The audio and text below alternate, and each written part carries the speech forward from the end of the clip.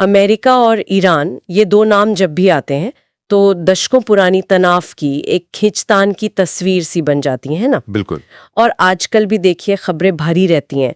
हमारे पास जो जानकारी है वो इस पूरी मतलब उलझी हुई कहानी की कई परतें खोलती हैं। इसकी जड़ें कहाँ हैं, बड़ी तकरारें क्या रहीं, दोनों के दांव पेच क्या हैं और आज क्या चल रहा है। तो चलिए आज इसी पर थोड़ी गहराई से बात करते हैं। हाँ, जरूर।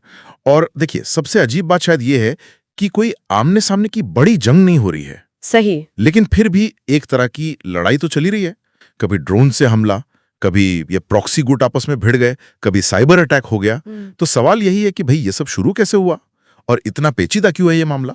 कहानी तो पुरानी है। हाँ। और जड़ें जैसा आपने कहा काफी गहरी हैं। अक्सर लोग शुरुआत 1953 से मानते हैं। हाँ, वो मुसद्दिक वाला मामला। हाँ, जब अमेरिका की CIA ने ईरान के चुने हुए प्रधानमंत्री मुसद्दिक का तख्ता पलट करवाने में मदद की थी, क्योंकि वो तेल का राष्ट्रीयकरण कर रहे थे। बिल्कुल।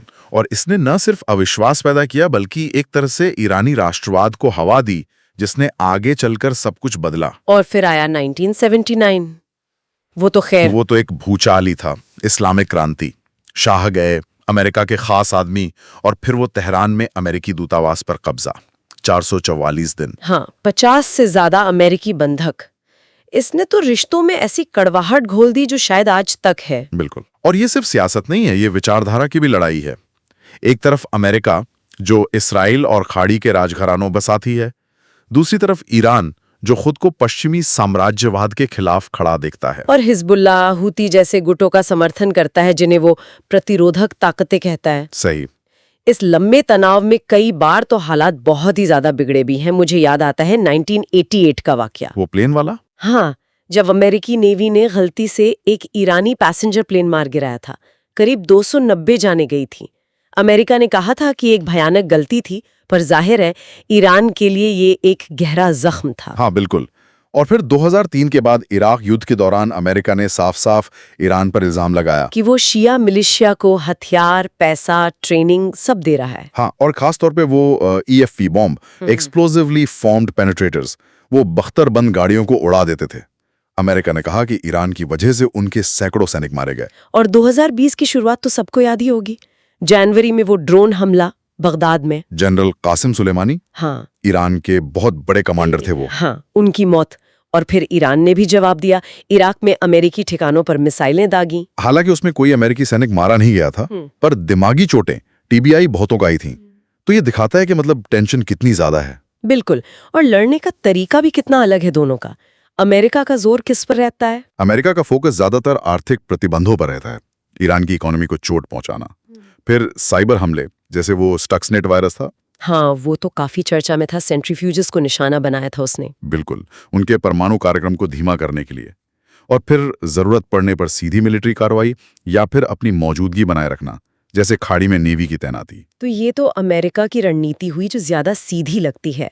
लेकिन ईरान तो जरा अलग खेलता है ना। हाँ, ईरान सीधे भिड़ने से बचता है। वो प्रॉक्सी का इस्तेमाल करता है, मतलब अपने समर्थक गुटों के जरिए लड़ता है।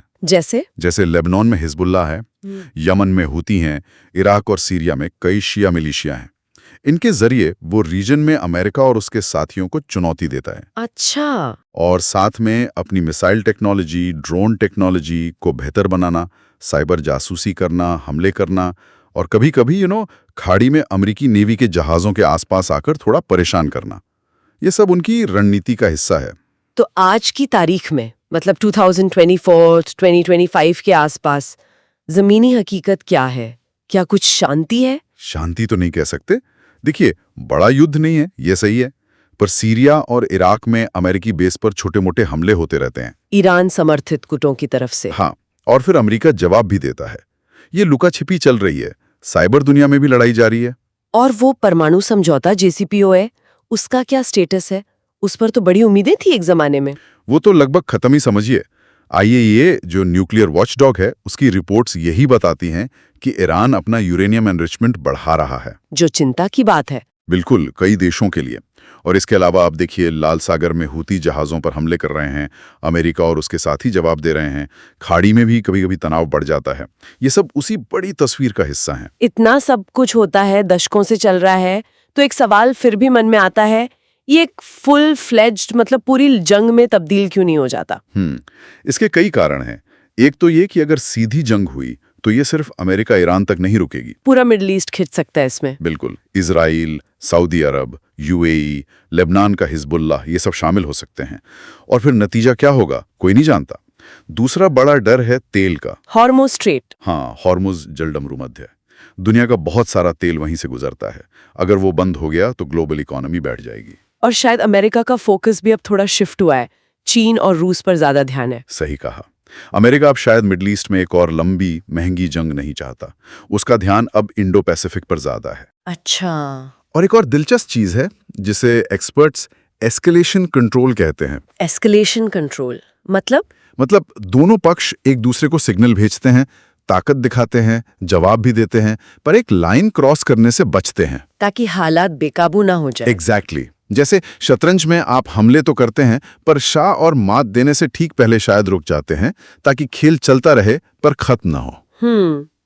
तो कुल मिला के तस्वीर यह है कि ये अमेरिका ईरान का जो मामला है, ये एक अजीब सा मिक्सचर है। प्रतिबंध है, प्रॉक्सी लड़ाइयां हैं, साइबर वॉरफेयर है और कभी कभार सीधी झड़पें भी। हाँ, जंग से बचा जा रहा है पर रिस्क वो हमेशा बना हुआ है, बहुत हाई रिस्क है। और क्या चीजें इस बैलेंस को बिगाड़ सकती हैं? मतलब कभी एक जंग में बदल सकता है। देखिए, कुछ ट्रिगर पॉइंट्स हो सकते हैं, जैसे अगर ईरान बिल्कुल न्यूक्लियर वेपन बनाने के करीब पहुंच जाए या टेस्ट कर लें, ये एक रेड लाइन हो सकती है। या फिर अमेरिकी सैनिकों पर या नागरिकों पर कोई बहुत बड़ा जानलेवा हमला हो जाए, या मान लीजिए इजराइल पर कोई ऐसा हमला हो कि अमेरिका को सीधे दखल देना पड़े।